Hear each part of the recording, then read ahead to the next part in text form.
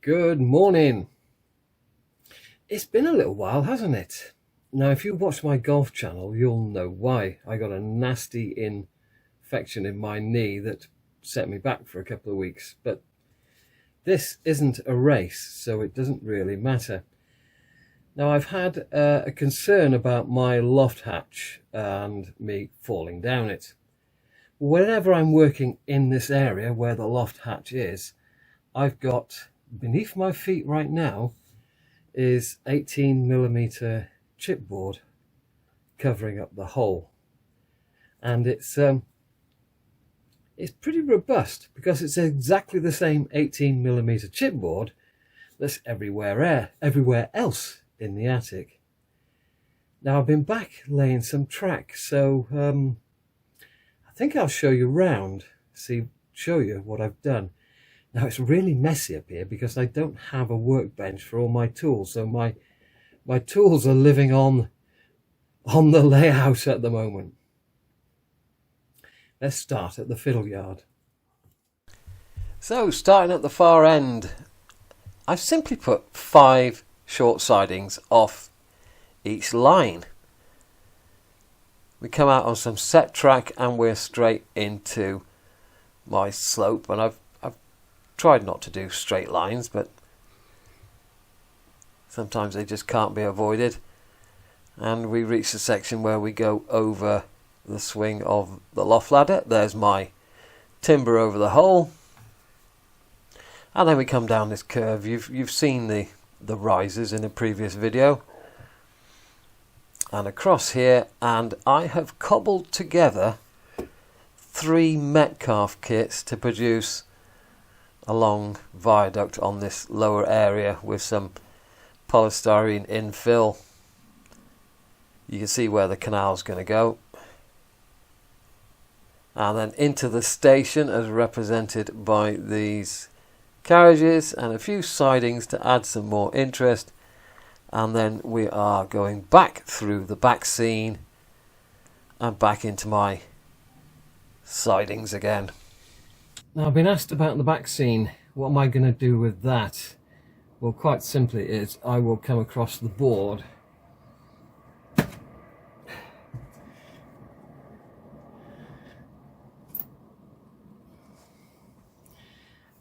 so I come across the board at a sort of an angle and basically hide the end of the fiddle yard, and then we cut a hole in this to allow the trains to go through.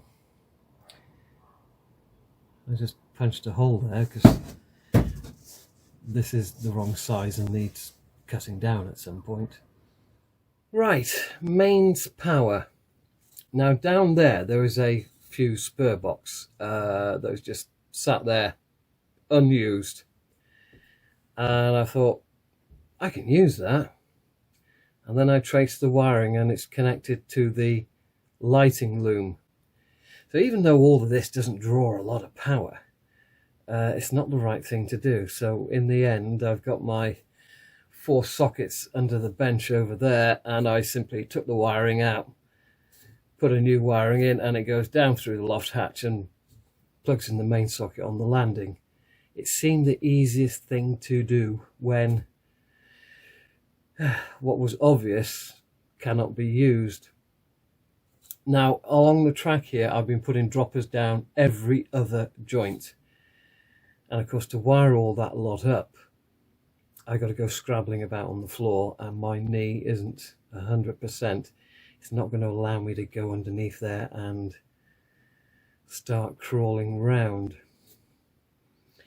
I tell you what surprised me on this job was the last piece of track went in very easily. You know, where you got 2 ends and you got to put a short section in, a short section of flexi in. It kind of went in a piece of cake, which surprised me somewhat, because usually the last piece is a pain in the backside, isn't it, guys? So as you can see, I've temporarily screwed a plank over there. I've got my light up so that I can actually file the ends of the flexi track once you've cut it, because that's important. You've got to once you've cut it, no matter how good your cutters are, you kind of like crush it, and you've got to then file it down and try and return it to the correct profile so you can get rail joiners on. Now I got another little job lot, and just to show that every job lot isn't particularly glamorous, I'll show you what's in the box. And hopefully the next video after this, I will have wired all this up and we'll do some electrical testing. And then I may even get round to show you exactly what my stable looks like and whether any of them are going to end up on eBay or not. Let's go get the box out. Right, the eBay box for the second time. I've been talking to myself because I forgot to hit record. The box costs £22 with £3.50 postage and packaging. I don't want everything in the box. First thing is a tree making kit. So you get a lot of wire, it's all in the back, and you get a lot of this brush stuff, which must be for making the trees with, and then you get 2 packets of greenery. I won't be making trees with this, but I will use the packets of greenery, and I will be using this yellow stuff once I've cut it down to the right length. So no trees, but a couple of useful bits in it.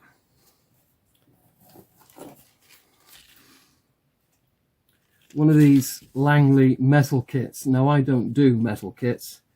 I wouldn't know whether to glue it or solder it, to be honest. It says £1.17 on it. But this will go back into my eBay job lot when I put a box on. I'm not going to do that. There's a little tool here for trimming your flexi track. So you can see there's slots in that, and then you have the second part which has got a grippy surface. You trap the track between the two, and then you can file the ends of your rails to get the correct profile back once you've cut them. I've used it. It didn't make it any easier than just holding it in my hand, so that'll go back on eBay.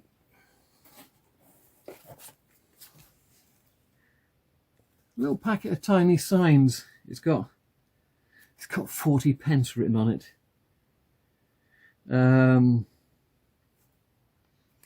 You never know, I might use some, but I doubt it. That's probably going back on eBay at a much later date.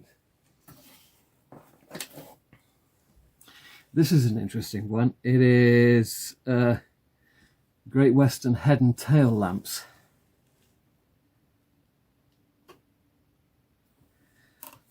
They're actually painted, so I may end up using these. In fact, I will use them. One set of Pico buffers, 34 pence whenever somebody bought those. I will use those.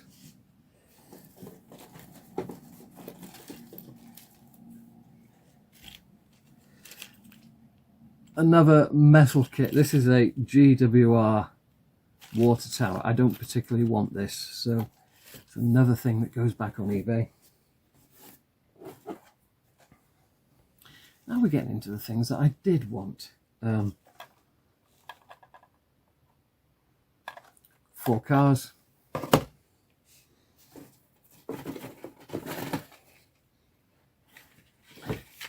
Some merit stuff. So I've got a porter with some barrels and boxes. I don't know what these are these days. They don't cost that much. And I think there's about 5 people in there.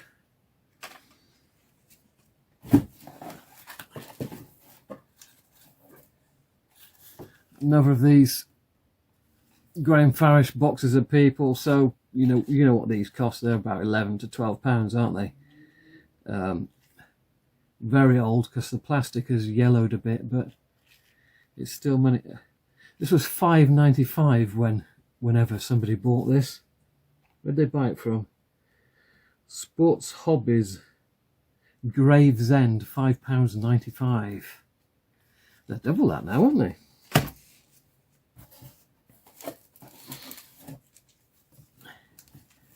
A packet of track pins, which is good because I've virtually run out of track pins doing this, and I've still got more track to lay. I think I'm going to run out of rail joiners as well. That will be put into use straight away. But the main reason I bought this box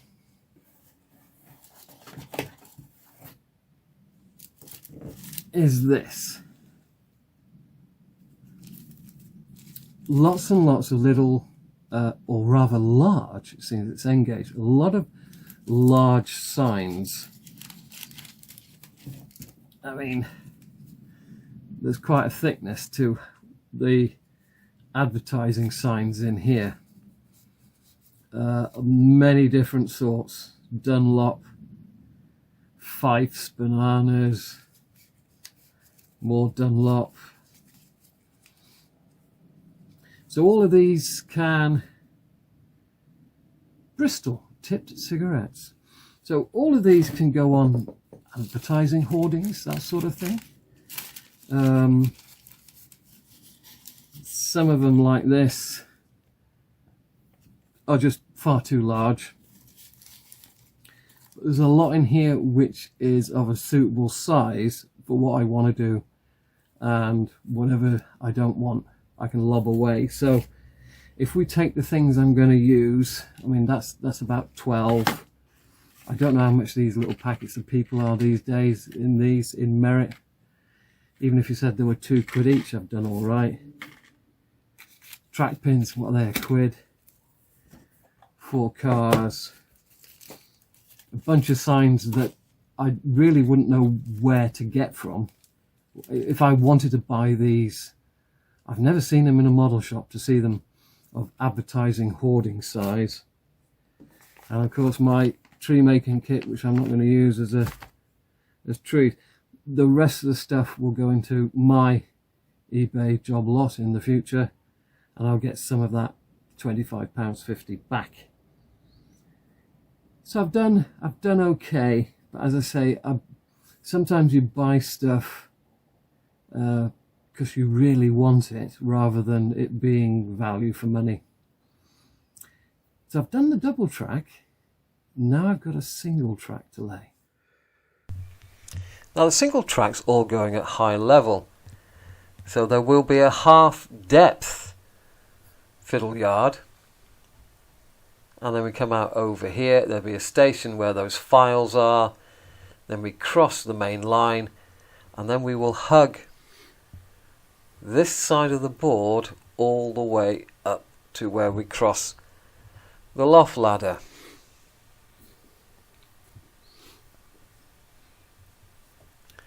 And then out over here, I've now got to get back across the main line. So somewhere around about there, I will cross the main line. There will be a station where my soldering iron box is. And then we will cross down there, hugging the rear of the board all the way back to the fiddle yard. Yeah, I'm stood over the hole in the floor again. So that's it for the update. Next job really is to get my knee better so I can go underneath the board here and wire all this up, get 2 controllers fitted, and then electrical tested. Then I will start building the single track going all the way round. I'm shy a few points for that, I think. Yes, I am shy a few points. That's another point. I've got to test all my locos over those points in all those sidings to see which ones will go in where. There's some set track points which a lot of modern locomotives don't like, but the Minitrix ones do, because the Minitrix axles have got an awful lot of side-to-side movement. They were designed before we had these long points, so they would go round a radius 1 curve. So I think that's it. Once that's all electrically tested, then I can build the single track. I can electrically test that. There's bridges and tunnel entrances to build. I'm not sure you want to be watching that. Then we can electrically test the single track, and then it'll be the back scene, and that's going to be a thankless task, I think. I do need to get some more 5mm ply. What I saved from downstairs won't go all the way around here, but I'll have to cut all that to size. Now in the corners here, what I think I might do, instead of coming to a corner, what I might do is bend it, because 5mm ply will bend. So I can put a nice curve on it in these two corners down the far end. I don't think I can do it up that end by the fiddle yard or by the sidings, whatever word you want to use. And then once the back scene is in and done, then I can start building contours, and we're on our way to doing a bit of greenery. Ta-ra!